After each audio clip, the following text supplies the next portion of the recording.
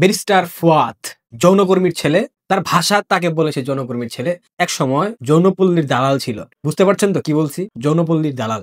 গতকাল ব্যারিস্টার ফুয়াদের একটা scandal viral হয়ে গেছে। সে একটা আবাসিক হোটেলে গিয়ে একটা নারীর সাথে যৌন মিলনে লিপ্ত ছিল এবং সেই ভিডিও অলরেডি সব জায়গায় ভাইরাল হয়ে গেছে। ওইটা তো ইউটিউবে দেখাইতে পারবো না, যাদের দেখার খুব ইচ্ছা হোয়াটসঅ্যাপ নাম্বার দিয়ে আমি আপনাদেরকে সেন্ড করে দেবো। জুলাই যোদ্ধাদের চরিত্র ব্যারিস্টার ফুয়াদ অনেক কথা বলেছে।